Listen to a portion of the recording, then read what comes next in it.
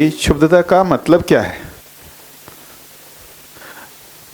देखिए, इसको समझना पड़ेगा। कई बार हम लोगों से इंटरेक्ट करते करते अंदर एक इरिटेशन आ जाता है ना, वो है क्षुब्धता। इरिटेशन आता है ना, इरिटेशन या हम में कुछ नाराजगी, कुछ तो हो जाता है। फाइनली उसको मैं यदि कहूँ क्षुब्धता, तो अपने भीतर विरोध का भाव आ जाता है। विरोध का भाव आ जाता है। जैसे अभी सिंपल सा चीज़ है, मेरी बेटी कुछ कर रही है ना, खेल रही है, बारंबार मुझे साउंड आएगा और एक समय आकर के मैं क्षुब्ध हो जाऊंगा। क्षुब्ध होने का मतलब उसकी इस एक्टिविटी से मैं परेशान हो गया, मेरे अंदर विरोध का भाव आ गया, उस एक्टिविटी के लिए विरोध का भाव आ गया, मतलब मैं क्षुब्ध हो गया,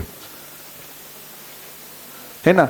पीछे बच्चे बात कर रहे हैं, वो बातचीत बार बार मुझे आ रही है, मैं अंदर कुछ डिस्टर्ब हो रहा हूँ। डिस्टर्ब हो रहा हूँ मतलब मैं क्षुब्ध हो रहा हूँ।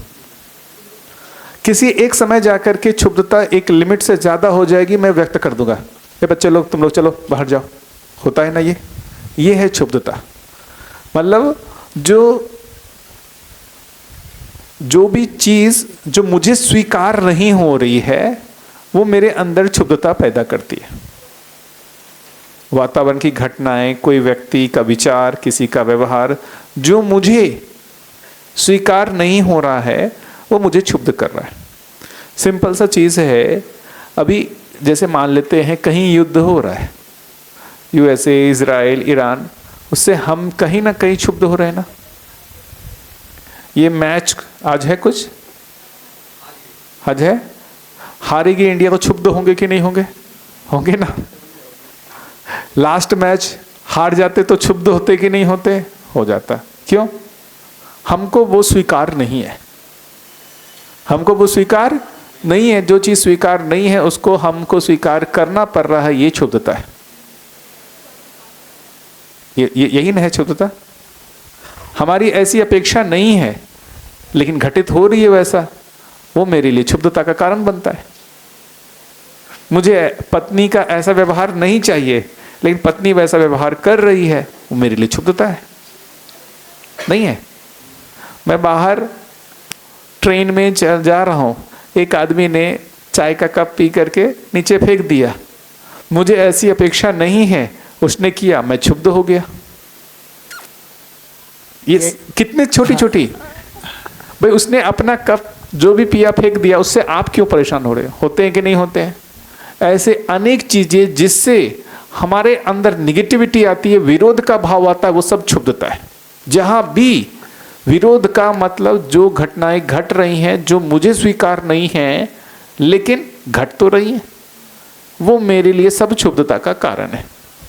भैया जो सोम भैया की शिविर में बार बार भैया बोलते हैं कि अस्वीकृति की स्वीकृति करना, अस्वीकृत है लेकिन फिर भी उसको मुझे स्वीकृत करना पड़ रहा है, ये क्षुब्धता है। हाँ, हेलो, हाँ, अस्वीकृति की स्वीकृति मतलब क्षुब्धता, ऐसा सिंपल। बिल्कुल, स्वीकृति होती नहीं है ना, इसलिए तो क्षुब्धता है।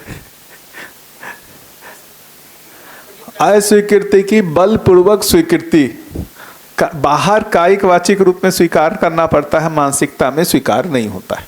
मानसिक रूप से हम इसको स्वीकार नहीं करते हैं, यही है क्षुब्धता, यही है वेदना।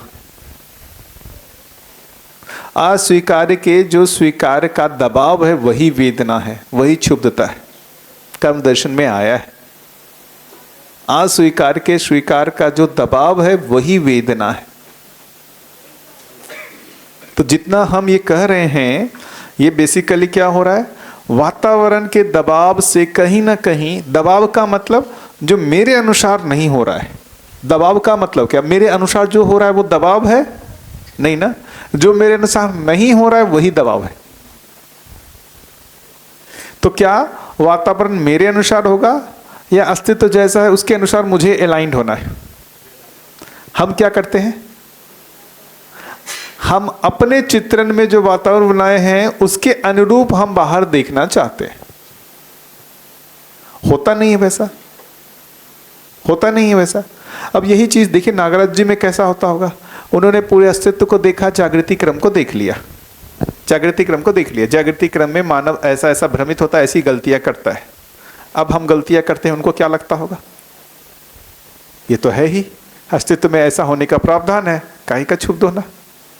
अस्तित्व में ऐसे होने का प्रावधान है, भ्रमित मानव ऐसी गलतियां करेगा, इसका अस्तित्व में प्रावधान है। क्षुब्धता होगी? नहीं होगी। इसलिए वो क्षुब्ध नहीं हो रहे हैं। क्यों? अस्तित्व जैसा है उसको वो पहचाने हुए हैं, तो कोई भी घटना जो घट रही है वो अस्तित्व में नियम से घट रही है, इसलिए कोई उनके लिए अप्रत्याशित घटना नहीं है। अप्रत्याशित कोई घटना नहीं है, इसलिए उनको क्षुब्धता नहीं हो रही है। अब हम तो क्षुब्ध हो जा रहे हैं, क्षुब्ध हो जा रहे हैं और हम अस्तित्व को समझ भी नहीं पा रहे हैं। एक तो उपाय अस्तित्व को समझ लो, नहीं तो दूसरा उपाय क्या है? भक्ति विरक्ति। दूसरा उपाय क्या निकलता है? भक्ति विरक्ति। क्या निकलता है? भक्ति। भक्ति क्या चीज है? हम अपने ही कल्पना में एक ऐसे जागृत मानव की कल्पना करते हैं जिसमें कोई दोष नहीं है। वो देवता है कहां? जागृत मानव है कहां? मेरी चित्रण में। क्यों? हमने वैसा चित्रित करके उसको बनाया जिसमें कोई दोष नहीं है, कोई गलतियां नहीं करता है। तो हम अपनी कल्पना में ही एक देवता की कल्पना करते हैं और उसके साथ मैं ही जीता हूं। अपने चित्रण में मैं दो भाग में जीता हूं। एक भाग मैं देव स्वरूप हो जाता हूं और एक भाग जो मैं हूं, और ये दोनों उस चित्रण में जीते। तो हम ऐसे काल्पनिक दुनिया में चले जाते हैं। अच्छा, क्यों जाना पड़ता है? क्योंकि वास्तविक रूप में एक भी देवता दिख नहीं रहे। जिसको भी देखने जाओ उसमें कमियां दिखती हैं। भाई, देवता का मतलब जिसमें कोई कमी ना हो, तो जो भी व्यक्ति को देखो उसमें कमियां दिखती हैं। तो जो दिख रहे हैं उसमें तो कोई देवता हो नहीं सकते। तो एक पूर्ण जागृत मानव की कल्पना मुझ में करनी पड़ती है और मैं उस कल्पना में उस देवता के साथ जीता हूं। वो मुझे परेशान नहीं करता। क्यों नहीं करता? क्योंकि वो मेरी कल्पना की उपज है, उसमें पूर्णता है, अपूर्णता है ही नहीं। ये तो मूवीज वालों को कभी कभी उसमें भी अपूर्णता दिखा देते हैं। आज तक तेरे लिए से मैंने कुछ मांगा क्या? मैंने आज तक तुझसे कुछ नहीं मांगा लेकिन आज मांगता हूं। ये सारा कुछ जो है वहां चलता है। कभी ईश्वर पे भी उसका कॉन्फिडेंस डाउन होने लगता है, दिखाता है ना, क्वेश्चन मार्क लगने लगता है। मूवीज में है ना, कभी कभी ईश्वर पे भी उसका कॉन्फिडेंस डाउन होने लगता है। लेकिन यहां पर भक्ति का मतलब क्या है? कि हम जो व्यक्ति हैं उनसे भय मुक्त नहीं हो पा रहे। तो हम क्या कर रहे हैं? अपनी कल्पना में ही एक देवता को चित्रित करके हम उसके साथ जी रहे हैं। उसके साथ विरक्ति आएगा। क्यों आएगा? भाई, जिनमें हम देवता के जैसा देखना चाह रहे हैं, ये सब तो हमको राक्षस दिखते हैं, ये सब तो हमको राक्षस दिखते हैं, पशु दिखते हैं। तो इनसे विरक्त होकर के जो मुझे देवता दिखते हैं मेरे जो चित्रण में है, उनके साथ जीना। ये हुआ भक्ति विरक्ति। ये क्या हुआ? भक्ति विरक्ति। यही ना है। जितने भी भक्ति विरक्ति हैं उसका कारण क्या है? मानव में देवता के दर्शन नहीं हुए, इसलिए भक्ति विरक्ति में जाना पड़ा। यदि मानव में देवता के दर्शन हो जाए ना, तो भक्ति विरक्ति में जाने की जरूरत नहीं है। जिस देवता के साथ वो जीना चाह रहा है वो देवता सामने है। तो अभी हम जो भी इस धरती की स्थिति है, थोड़ा सा स्कार्सिटी है, ऐसे देवी देवता नहीं है, है ना। एक देवता थे वो भी चले गए। अपने लिए तो एक देवता मेरे को मिल गए, बोले कम से कम एक तो मिल गए, यहाँ पर चिपके रहो। अब वो भी सशरीर नहीं है।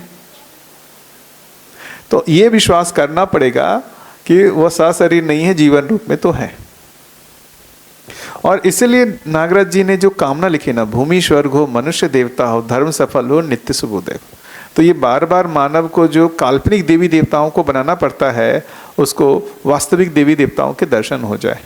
और यदि ऐसी परंपरा बन जाए तो हमारे आने वाले बच्चों को जो ये दर्शन है, उसमें जो पढ़ करके जो उनको समझ में आता है, वो हमारे व्यवहार से ही समझ में आ जाएगा। उनको हम ही में देवता के दर्शन हो जाएंगे। ये तो हमारी अक्षमता है ना कि हम नहीं करवा पा रहे, हम भ्रमित मानव का ही प्रदर्शन कर पा रहे हैं।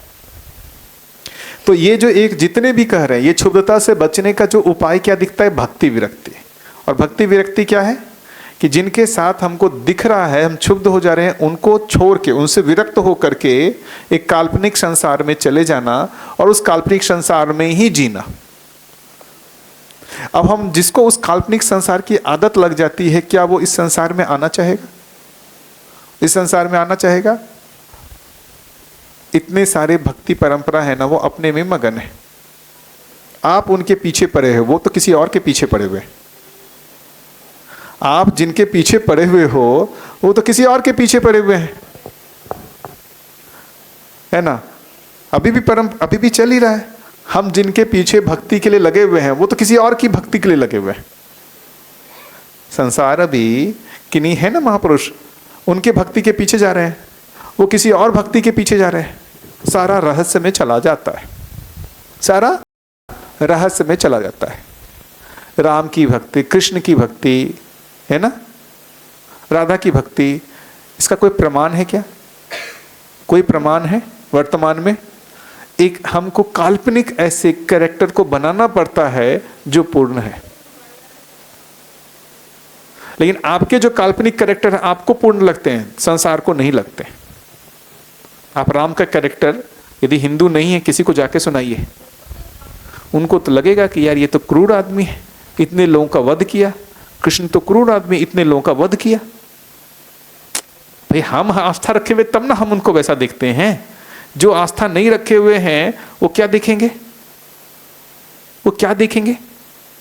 उनको क्रूरता दिखेगी ना, उनको ईश्वर का दर्शन होगा उसमें। हम चूंकि आस्था रखे हुए इसलिए हमको उनमें ईश्वर का दर्शन होने लगता है। जिन जो अनबाइस्ड है उनको कैरेक्टर बताइए ना, नहीं होगा सहमत। तो बहुत मुश्किल है। ऐसे कितने भी काल्पनिक हम पात्र को बना करके हम इस क्षुब्धता से जितना भी बचने का प्रयास करें वो सफल नहीं होने वाला है। उसके लिए एक ही उपाय है, अब हमको यदि कोई भी व्यक्ति ऐसा दिख नहीं रहा है, हमको प्रमाणित होना पड़ेगा, हमको जिम्मेदारी लेनी पड़ेगी। यदि धरती की ये स्थिति है कि कोई भी जागृत मानव नहीं दिख रहा है और सभी से हम क्षुब्ध हो जा रहे हैं, तो क्या लेना पड़ेगा जिम्मेदारी? हम स्वयं जागृत मानव हो करके इसका प्रमाण प्रस्तुत करें, लोगों को ये विश्वास दिलाएं कि ऐसा संभव है। कैसा? वातावरण के प्रभाव से क्षुब्ध हुए बिना संगीतमयता को प्रमाणित करना जो है ये हो सकता है, ये संभव है। इसमें एक व्यक्ति ने जिम्मेदारी स्वीकारी, उसने ये प्रमाणित करके दिखाया। आदरणीय नागराज जी ने ये प्रमाणित करके दिखाया। अब हमारी बारी आती है, अब हमारी बारी आती है। परंपरा बनने के लिए उन्होंने जो प्रमाण दिखाया, अब वो प्रमाण हमको प्रस्तुत करना पड़ेगा। यदि हम प्रस्तुत नहीं कर पाएंगे, परंपरा नहीं बनेगी। परंपरा का मतलब एक से एक कनेक्टेड ना। उन्होंने पहला जो है वो जागृत मानव के जो लक्षण जो इन्होंने लिखा है इसमें, ये जो अभी हमने पढ़ा, वातावरण के दबाव से क्षुब्ध हुए, वातावरण से दबाव से क्षुब्ध हुए बिना उसमें संगीतमयता को प्रमाणित करना, ये जो लिखा है उन्होंने अपनी स्थिति लिखी। जागृत मानव ने इसका अनुभव किया है, उन्होंने अपनी स्थिति लिखी और उन्होंने लिखा, लोगों को उनके जीने में दिखा तो स्वीकार किया। अब हमारी बारी है, हम यही चीज़ को बोल रहे हैं, है ना, और यदि इस चीज़ को बोल रहे हैं हमको इसको प्रमाणित करके दिखाना पड़ेगा। हम यदि बारंबार नागराज जी को दिखाते रहेंगे तो वो आदर्श के रूप में चले जाएंगे। यदि बारंबार हम नागराज जी को दिखाते रहेंगे और हम स्वयं जी कर प्रमाणित नहीं हो पाएंगे, वो आदर्श के रूप में गण्य हो जाएंगे। वो सब नहीं हो सकता है, एक अकेले वो थे वही हो सकते हैं, तो वो क्या हो जाएंगे? आदर्श के रूप में। जितने महापुरुष आ रहे हैं उसमें एक और ये महापुरुष आदर्श के रूप में आ जाएंगे। बात पकड़ में आ रही है? तो जिम्मेदारी स्वीकारने की जरूरत है। देखिए, हो पाएंगे, सफल नहीं हो पाएंगे, उसको छोड़ दिया जाए। प्रयास करेंगे कि नहीं करेंगे? प्रयास करेंगे कि नहीं करेंगे? जो ये अभी बात हुई, जागृत मानव का जो आचरण है कि वातावरण के दबाव से वो मुक्त होकर के संगीतमयता को प्रमाणित करना, ये जागृत मानव के व्यवहार है, ये आचरण है ना। इसके लिए कितने लोग प्रयास करना चाहते हैं? सफल होंगे नहीं होंगे उसके बाद देखिए, पूर्ण सफल नहीं होंगे, कुछ तो सफल होंगे। जितना सफल होंगे उतने से संसार को विश्वास बन जाएगा। हम जितना भी सफल होंगे उतने से संसार को विश्वास बनेगा। हम हो सकता है दया कृपा करुणा ना कर पाए, धीरता वीरता उदारता में जी पाए, इतने से भी संसार को विश्वास होगा। भाई मैं जहाँ था उससे बेहतर अपने को करके दिखाया, इतना भी संसार के लिए पर्याप्त होगा। भाई मेरे साथ जीने वाले जो लोग हैं वो मेरा आकलन 10 साल पहले भी कर रहे हैं, आज भी कर रहे हैं, 10 साल बाद भी करेंगे। यदि उनको दिखता है कि मुझ में गुणात्मक परिवर्तन हुआ है, इससे मेरे आने वाले पीढ़ी को विश्वास बनेगा, मेरी बेटी को विश्वास होगा, मेरे जितने भी हैं और सगे संबंधी उनको विश्वास होगा ये काम करता है, उससे उनका मन लगेगा। यदि मैं अपने में कोई गुणात्मक परिवर्तन नहीं ला पाया, इससे मैं आने वाली पीढ़ी पर कोई विश्वास नहीं दिला पाऊंगा। मेरी बच्ची मुझे देख रही है ना, मैं दिखता है ना, मैं क्षुब्ध होता हूँ, परेशान होता हूँ, है ना, कभी उनको डांट देता हूँ, खुद झुंझला जाता हूँ। वो दिखेगा कि 10 साल बाद मैं वो नहीं हूँ, 10 साल बाद मुझ में गुणात्मक परिवर्तन हुआ है। और उसको ये भी दिखेगा कि मैं दर्शन को पढ़ करके, उसका अभ्यास करके मुझ में ये गुणात्मक परिवर्तन हुआ है। ये विश्वास बनेगा कि नहीं बनेगा? मेरी पत्नी का मेरे ऊपर विश्वास बनेगा कि नहीं बनेगा? तो मेरी पत्नी का मेरे माध्यम से दर्शन के ऊपर विश्वास बनेगा, मेरी बच्ची का मेरे माध्यम से दर्शन के ऊपर विश्वास बनेगा। यदि मैं उस जगह पर जी करके नहीं दिखा पाता हूं, मेरे माध्यम से दर्शन पर विश्वास नहीं बनेगा। तो दर्शन पे विश्वास बनेगा हमारे जीने को देख करके, हमारे में जो गुणात्मक परिवर्तन आएगा उसको देख करके। हम सभी के ऊपर जिम्मेदारी है। आप हैं, आप इस दर्शन को समझ रहे हैं, आपके जीने में जो गुणात्मक परिवर्तन होगा तो आपके संपर्क में जितने लोग हैं उनका विश्वास आपके माध्यम से दर्शन पर होगा। यदि आप में गुणात्मक परिवर्तन नहीं दिखता है तो उनका दर्शन पर विश्वास नहीं बनेगा। दर्शन पर विश्वास बनेगा हमारे आचरण के माध्यम से। और ऐसा नहीं है कि पूर्ण नहीं हो पाए तो विश्वास नहीं बनेगा। हमारे को जैसा उन्होंने देखा था उससे ज्यादा आज बेहतर देखते हैं, इससे भी विश्वास बनता है कि गुणात्मक परिवर्तन इससे होता है। ये ठीक है? ये ठीक लग रहा है? मैं जैसे मैं ईमानदारी से बोलूं, मैं ये चाहता हूं कि मेरी पत्नी भी अध्ययन करे, उसके लिए उनका ये विश्वास बनना पड़ेगा कि मैं अध्ययन करके मुझ में गुणात्मक परिवर्तन आया। यदि मुझे में गुणात्मक परिवर्तन नहीं आया है, उनका विश्वास दर्शन पे कैसे बनेगा? है ना? ऐसा कहना रश्मि जी ठीक है? मेरी पत्नी है रश्मि जी, मेरी बेटी है अनुभूति, ऐसा कहना ठीक है ना? यदि मैं अमानवीयता का प्रदर्शन करते रहूं, क्रूरता करता रहूं और वो मैं चाहूं कि भाई वो दर्शन का अध्ययन करेंगे क्या? मेरे माता पिता अध्ययन करेंगे? मेरे भाई अध्ययन करेंगे? नहीं करेंगे। और वर्तमान में यही है, इसलिए उनका अध्ययन में अभी भैया एक बात हो रही थी ना, कि नहीं भैया से बात हो रही थी अभी? हाँ, आपसे ही बात हो रही थी ना? नहीं जी, भैया से बात हो रही थी अभी कि परिवार वाले क्यों नहीं इसमें हमारे समझने में आ रहे हैं। क्यों? हमने अपने जो स्वभाव है, जो आचरण में है, वैसा कोई गुणात्मक परिवर्तन जो है प्रमाण प्रस्तुत नहीं किया, इसलिए नहीं आए। 15 साल में हूँ, 15 साल से जो मैंने गुणात्मक परिवर्तन मुझ में जो होना चाहिए था, जो मुझे धीरता वीरता उदारता का प्रदर्शन करना चाहिए था, मैं उसमें विफल रहा। तो गलती उनकी नहीं है, गलती मेरी है। मैं अपने आचरण में उसको प्रमाणित करके नहीं दिखा पाया, इसलिए वो प्रेरित नहीं हुए। वरना हम क्या मानेंगे, अरे लोग तो बेकार लोग हैं, वो समझने में उनका कोई दिलचस्पी नहीं। ये अपनी जिम्मेदारी से पल्ला झाड़ना है। ये सब तो बेकार है, ये तो वो है मन क्षुब्ध है। वो क्या बोलेंगे हम? मन क्षुब्ध है। वो तो विषय भोग को श्रेष्ठ माने, उनको तो पैसा चाहिए। बात पकड़ में आ रही है? अपनी जिम्मेदारी से पल्ला झाड़ना हुआ ये। हम उनमें दोष निकाल दिए, जबकि स्वयं में दोष को देखना पड़ेगा। क्यों नहीं प्रेरणा का स्रोत बन पाए? क्योंकि हमारे जीने में आचरण में नहीं आया। तो ये हम सबको ये लाना पड़ेगा कि यदि हम परंपरा बनाना चाहते हैं तो हमारे आचरण में आना पड़ेगा। सिर्फ बोल करके नहीं आएगा, जी करके प्रमाण सहित जाएगा, वो बोलने मात्र से नहीं जाएगा।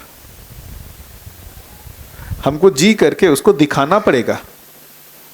ये जो मिनिमम उसका जो है, ये जो मिनिमम है कि हम क्षुब्ध तो ना हो, हम उसको न्याय नहीं दे पा रहे हैं, लेकिन क्षुब्ध तो ना हो, हम इरिटेट तो ना हो, इतना मिनिमम रिक्वायरमेंट है कि नहीं है?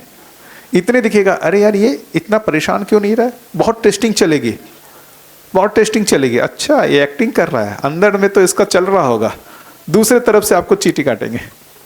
अच्छा अभी भी बहुत एक्टिंग करना सीख लिया है, मैनेज करना सीख लिया है, अभी इधर से चुट्टी काटेंगे, पूरा करके उनको लग जाएगा नहीं प्रभाव पड़ता, क्षुब्ध नहीं होता है, तब लगेगा यार कुछ तो परिवर्तन हुआ है, तब आपसे प्रेरणा लेने को तैयार है।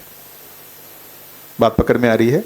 तो बहुत धैर्य पूर्वक यदि हम परंपरा बनाना चाहते हैं तो ये धीरता की आवश्यकता हम में है।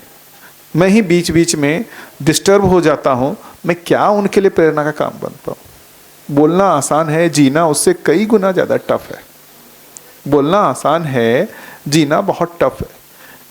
कब हम अपने को सफल माने? जब हमारे पत्नी, बच्चे, मित्र, जो हमारे कुटुंब है, यदि उनमें हमारे लिए श्रेष्ठता की स्वीकृति होती है, तब मानिए आप में कुछ गुणात्मक परिवर्तन हुआ है। बाहर वाले आप लोग तो श्रेष्ठ मान ही लेंगे, क्योंकि आपके साथ तो व्यवहार है नहीं, आपके साथ तो क्षुब्धता के अवसर ही नहीं है।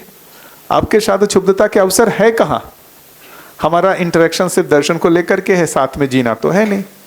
क्यों बनी भैया? सुबह जो सत्र होता है, क्षुब्धता के अवसर ही नहीं है। हम तो 1.5 घंटे के लिए बातचीत करते हैं, क्षुब्धता का अवसर ही नहीं है। क्षुब्धता के अवसर तो पत्नी के साथ है, बच्चे के साथ है, भाई के साथ है, माता पिता के साथ है। असली जीना तो वहां है ना, ये तो संपर्क है। तो हमारी समझ का जो चेक पॉइंट होगा वो वही होगा, परिवार में ही होगा। हमको जो संतुलन आया है उसका चेक पॉइंट वही होगा।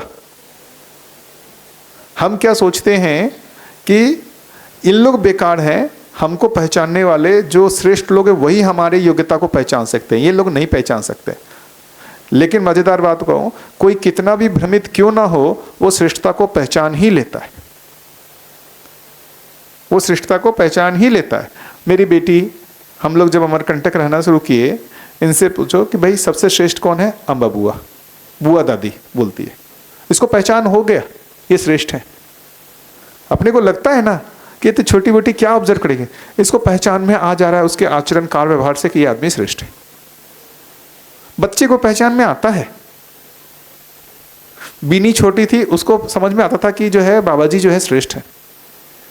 घर के हर सदस्य को समझ में आता था कि बाबा जी श्रेष्ठ है। घर के हर सदस्य, परिवार के बाबा जी के जितने भी सदस्य थे, उनको ये तो समझ में आता था कि श्रेष्ठ। कितना श्रेष्ठ है नहीं है ये नहीं पता चलता कि श्रेष्ठ है ये। उनके आचरण से, उनके व्यवहार से, है ना, भाषा से, हर तरीके से समझ में आता था कि ये श्रेष्ठ है। अभी कहानियां कोई बताते हैं, कोई कि जैसे किसी ट्रेन में जा रहे थे और कुछ बाबा जी किन्हीं के साथ बातचीत कर रहे थे। ऊपर कोई आदमी जो है मतलब कुछ इनकी बात को सुन रहा था। वो सुन करके पता नहीं क्या वो आया, बाबा जी के पैर के पास बैठ गया और बोला कि आपका परिचय। भाषा से उसको पता चल गया कि कोई आदमी ये श्रेष्ठ है। उसके व्यवहार से पता चल रहा है कि कोई आदमी श्रेष्ठ है। कैसे वो दूसरों के साथ इंटरेक्ट कर रहा है, उससे पता चल जाता है कि ये श्रेष्ठ है। तो जो हमारा श्रेष्ठता है वो मात्र हमारी भाषा से नहीं, हमारे सारे कार्य व्यवहार से वो श्रेष्ठता का प्रदर्शन होता है। जो धीरता, वीरता, उदारता है वो हर तरीके से प्रदर्शन होता है। जब वो होता है, सामने वाला अपने आप प्रेरणा लेने को तैयार हो जाता है। यदि नहीं होता है और बलपूर्वक हम प्रेरणा देना चाहते हैं, मामला बिगड़ जाता है ना। बलपूर्वक हम बच्चे को हमारे अनुसार चलो, बच्चा आपके अनुसार नहीं चलना चाह रहा है, क्यों? आपको श्रेष्ठ नहीं मानता, मामला बिगड़ा ना। यदि बच्चा हमको श्रेष्ठ मानेगा तो हमारा मार्गदर्शन लेगा ही लेगा। क्या लगता है? नहीं लेगा। यदि नहीं ले रहा है, इसका मतलब हमको श्रेष्ठ नहीं मान रहा। बाबा जी के परिवार में सभी बच्चे जो भी हैं, अभी जहां भी पैसा का, सब के सब जो है इस दर्शन को समझने में लगे हुए हैं।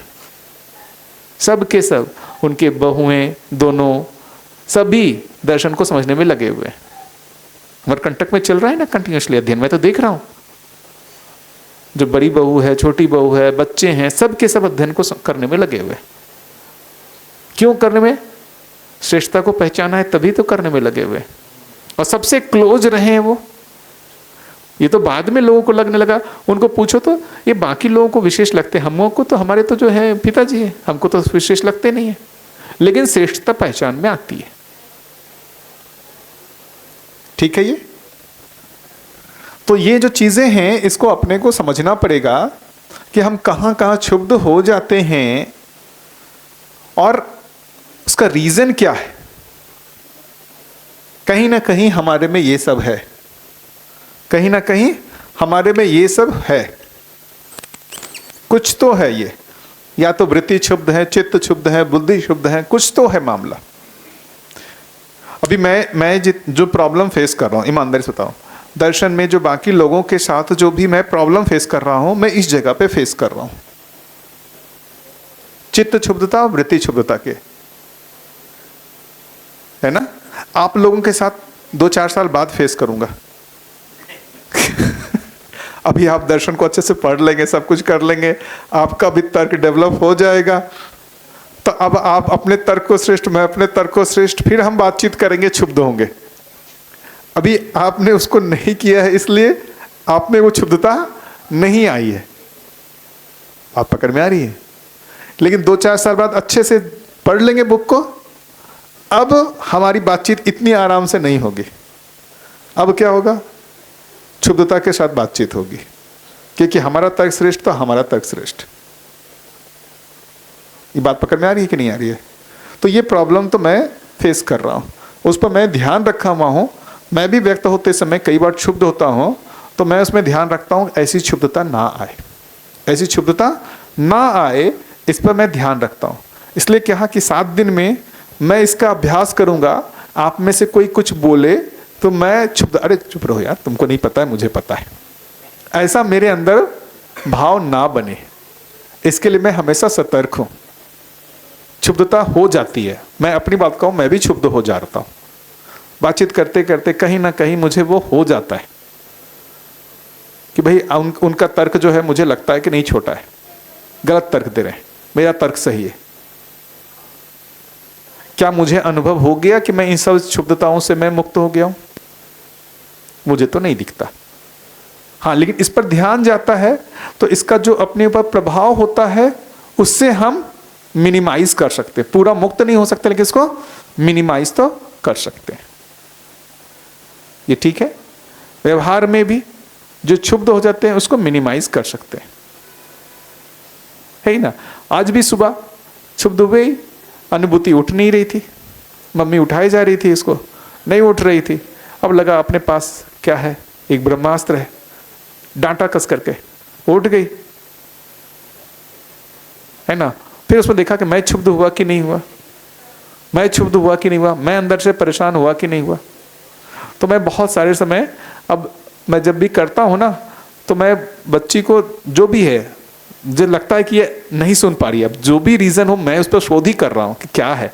अब वो भी हो सकता है कि यार हम उसको अपने अनुसार चलाना चाहते हैं, भाई उठो, जाओ नहाओ, रोबोट है ना हमारे हाथ, कंट्रोल, हम उसको रोबोट जैसा चलाना चाहते हैं। जब मन करे उसको बोलो उठो, जब मन करे वो नहाए, वो उसकी स्वतंत्रता का हम उल्लंघन करना चाहते हैं। लेकिन ये है कि उसको छोड़ देते हैं तो उसमें अभी वो संयम आया भी नहीं है कि वो नियमित उसको कर पाए। तो उसका संतुलन बिंदु क्या है, उसको मैं समझने की कोशिश कर रहा हूँ।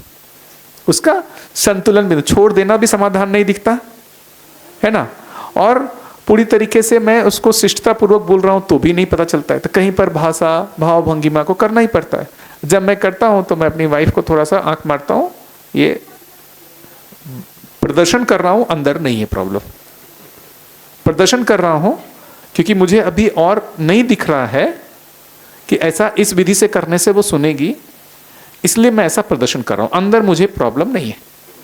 तो जैसे ही मैं करता हूँ वो चीज़ें ठीक होती हैं, वो मेरे पास स्नेह से जैसे ही आती है मैं उसको स्नेह के साथ ही बोलता हूँ, वो चीज़ छूट जाता है कि मैंने वो पुरानी स्मृति को है ही नहीं उसमें। ये ठीक है। तो बढ़िया, इन सब चीज़ों का भी हम अभ्यास 7 दिनों में करते रहेंगे। बढ़िया। अब एक तो चीज़ जो मुझे लगता है कि महत्वपूर्ण, हम जो भी चीज़ आगे बढ़ें अब, तो मुझे लगता है कि ये एक कोई संबंध की पहचान तो होनी पड़ेगी। परस्परता में मैंने एक जो चीज़ नोटिस किया है, हम एक दूसरे को स्वीकार लेते हैं ना, तो हम एक दूसरे के तर्क को भी स्वीकारते हैं। एक दूसरे को स्वीकारते हैं तो उनको सुनते हैं, यदि नहीं स्वीकारे हुए हैं तो नहीं सुनते हैं।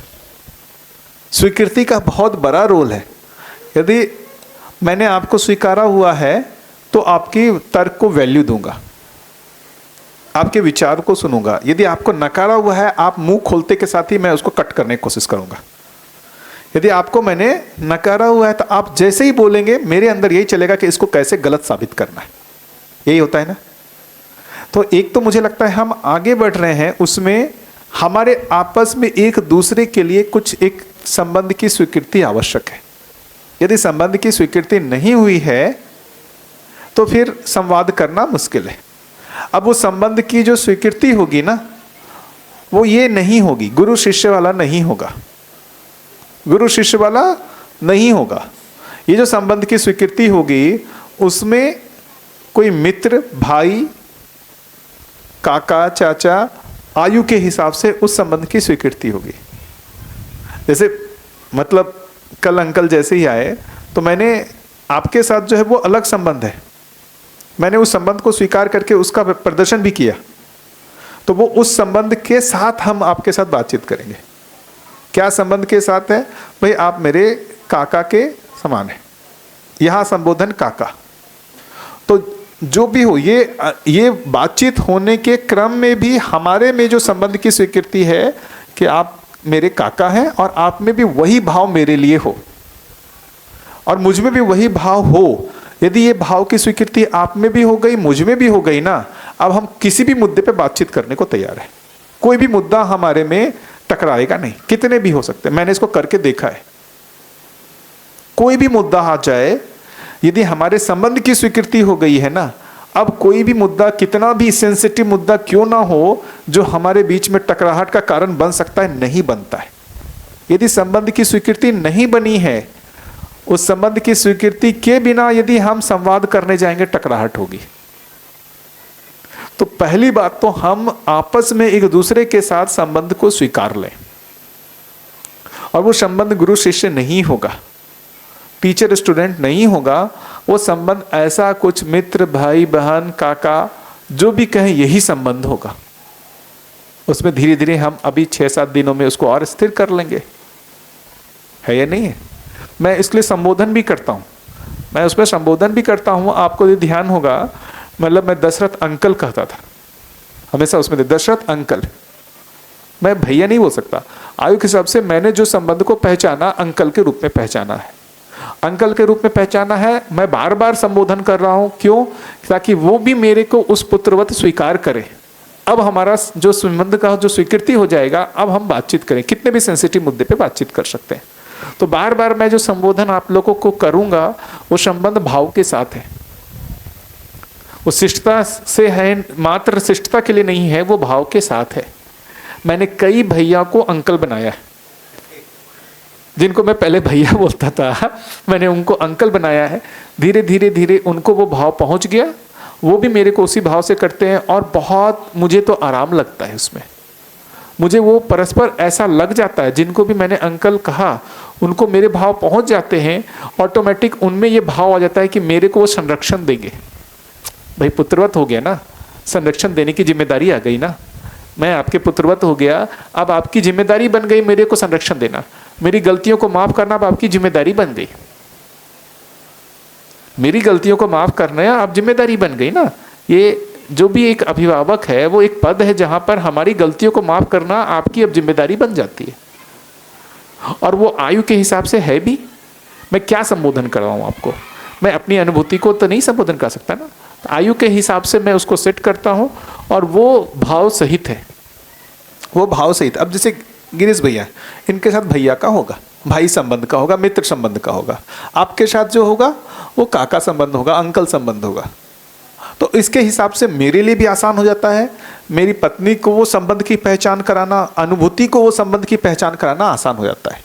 तो वो जो संबोधन करेगी, किन्हीं को दादा कहेगी, किन्हीं को काका कहेगी, तो ये संबोधन के माध्यम से उसमें विश्वास आता है। मैंने तो देखा उनमें, संबोधन के माध्यम से मैंने देखा मेरी बेटी में संबंध पर विश्वास बन रहा है। जितना भी मैंने कोशिश किया है, उससे पूछता हूँ, दादाजी तो पूछेगी कौन वाले दादाजी, ये दाढ़ी वाले दादाजी मंजीत अंकल, उनको बोलती है दाढ़ी वाले दादाजी, या अमरकंटक में जो बड़े दादू हैं वो, या देवघर में जहाँ पर हम रेंट पर रहते थे वो वाले दादाजी, या जो मेरे पिताजी हैं वो वाले दादाजी।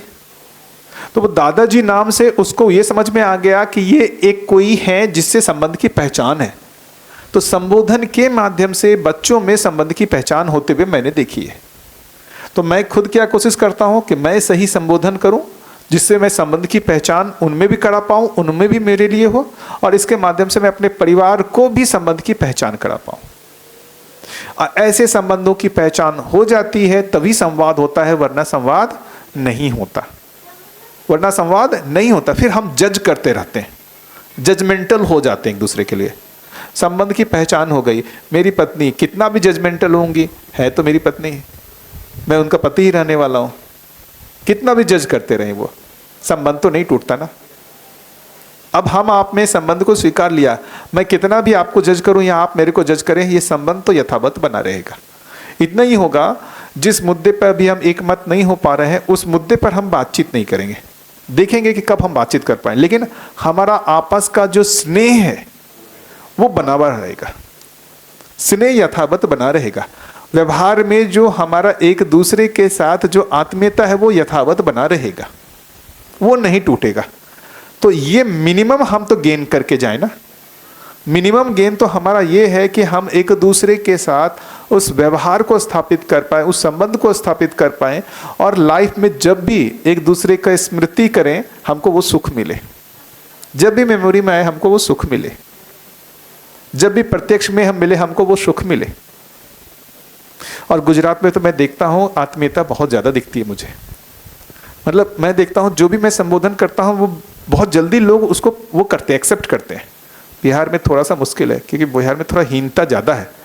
कुछ बोल रहा है इसका मतलब इसको कुछ तो चाहिए, कुछ काम निकालना है इसको, ऐसा वहाँ पर लोग जल्दी सोचते हैं।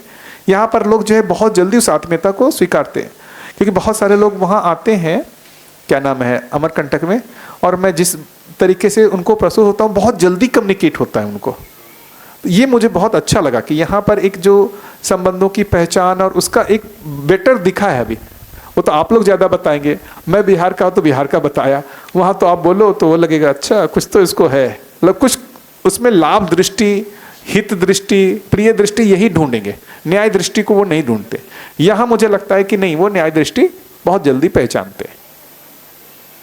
अभी राजकोट यूनिवर्सिटी हम लोग गए थे, पिछले साल ना गए थे। ये अनुभूति वहाँ पर एक ऑफिस में पांड्या जी करके है, ऑफिस में जहाँ हॉस्टल में हम लोग रुके थे वहाँ पांड्या जी हैं ऑफिस में। वो इतना इनके साथ वो हो गई ना, दादाजी करके उनके साथ पूरा घूमते रहती थी। और मेरे को आके वो बोले, आप अपनी बेटी को किसी अनजान आदमी के साथ ऐसे अकेले क्यों छोड़ देते हैं, उसको समझाना चाहिए, गुड टच बैड टच। मैंने कहा कि मैं इसको अविश्वास करना सिखाऊं, ये अविश्वास करना सिखाऊंगा, वो पहला अविश्वास मुझी पर करेगी। ये देखिए संसार की हालत क्या है। वो देखिए वो सज्जन है, संसार में देख करके ना वो मेरे को बोल रहे हैं कि भाई आप ऐसा किसी पर विश्वास करने का क्यों इसको आदत सिखा रहे। मैं क्या अविश्वास करना सिखाऊं उसको? अविश्वास करना सिखाऊं, वो पहला अविश्वास घर वालों से ही शुरुआत करेगी। मैंने कहा ऐसा जीना तो बहुत कठिन है। और मैंने उनको कहा देखिए हम जहाँ जाते हैं जो भी है हमको सज्जन लोग ही मिलते हैं। ये तो जबरदस्ती का इतने जो है बाहर दिखाया गया दुर्जन है विकार, मेरे को तो सज्जन लोग ही दिखते हैं। किन पर अविश्वास करें? मैं जाता हूँ आप लोगों पर अविश्वास करूँ, मैं आप लोगों पर अविश्वास करूँ, मैं बच्चे को दिखाऊँ ये सब नहीं, इन पर अविश्वास करना है ऐसा बताऊँ मैं? आप देखिए ना बेटी कल आए वो भैया के साथ सब लोग हैं, मैं अविश्वास करना सिखाऊं, ये अपने भाई नहीं है, बड़े भाई नहीं, ऐसा सिखाऊं मैं कि ये मेरे बड़े भाई हैं इसका पोषण करूं मैं, ये बड़ी दीदी है इसका पोषण करूं मैं, ये काकी है पोषण करूं मैं। कल वो गई घूम करके आई, कहाँ गई वो दीदी? नहीं है वो, नहीं वो दीदी थी ना जो रहती है आपके वहाँ, हाँ उनके साथ वो पूरा मार्केट घूम करके आई, बढ़िया वहाँ से आइसक्रीम लेते हुए आई, खाई, है ना। मैं तो खुश हुआ, उन्होंने संबंध को पहचाना, इसने संबंध को पहचाना, मुझे तो खुशहाली हुई कि मेरी बेटी ने उनके साथ सीधा संबंध को पहचान लिया। अरे हमारे बिना भी वो वहाँ उनके साथ सुरक्षित महसूस करती है, अभयता महसूस करती है, मेरे लिए खुशहाली की बात है कि नहीं है? उत्सव है ना कि मैं शंका करूँ? मुझे तो उल्टा लगता है कि इसको संसार में अभयता प्रदान कर हो पा रहा है, ये एक उत्सव मनाऊँ ना, कि मैं अविश्वास करना सिखाऊं, इसको सब लोगों से भयभीत रहना सिखाऊं। हमको तो भयभीत रहना सिखाया गया, कितने लोगों से भयभीत रहे? ये ठीक है? तो मुझे लगता है कि आगे जो हम जितने भी करने वाले हैं आगे, तो एक तो ये चीज़ रहेगा, परस्पर कोई एक संबंध को पहचान ले, उसमें परस्पर हम संबोधन भी करने लगे, और उसमें मात्र वो शिष्टता ना हो, वो कुछ तो शुरुआत हो जाए उस पहचान की। उससे हमारा 6 दिन का जो है एक व्यवहार का अच्छा अभ्यास भी हो जाएगा, है ना, व्यवहार का अच्छा अभ्यास भी हो जाएगा। हम देख पाएंगे ना, जब अभ्यास की बात कर रहे हैं, क्या उस आत्मीयता का हम प्रदर्शन कर पाए कि नहीं कर पाए, उस आत्मीयता को हम अभ्यास कर पाए कि नहीं कर पाए। मैं भी उसको करने की कोशिश कर रहा हूं। मैं जो अपने अभ्यास में इसको कर रहा हूं, मैं लोगों के साथ आत्मीयता पूर्वक जीने का अभ्यास कर रहा हूं। देखते हैं कि लोगों को पहुंचता है कि नहीं पहुंचता है, इसी से विश्वास बनेगा ना। ठीक है, तो मुझे लगता है यहीं पर रोकते हैं, और परस्पर जो भी है, ये एक तो संबंध पहले से स्थापित कर दिया, मैं विशेष नहीं हूं, विशेष नहीं हूं, मेरे पत्नी के लिए मैं विशेष नहीं हूं। क्यों हूं विशेष? क्या सामान्य आदमी हो ना। मैं अपने माता पिता के लिए विशेष नहीं हूं, मैं अपनी बच्ची के लिए विशेष नहीं हूं, क्योंकि इन लोगों ने मुझे संबंध में स्वीकारा हुआ है। आप भी मुझे संबंध में स्वीकारेंगे, मैं विशेष नहीं रहूंगा, सामान्य हो जाऊंगा। तो जो भी संबंध है वो आप सोच लीजिए, उससे परस्पर हम संबोधन करना भी आयु के हिसाब से। आप मुझे भाई नहीं बुला पा सकते, है ना, आपको बेटा ही बुलाना पड़ेगा। हाँ, अब आप भाई कह के मेरे संबोधित नहीं कर सकते। अच्छा, क्या गलत बोल रहा हूं क्या?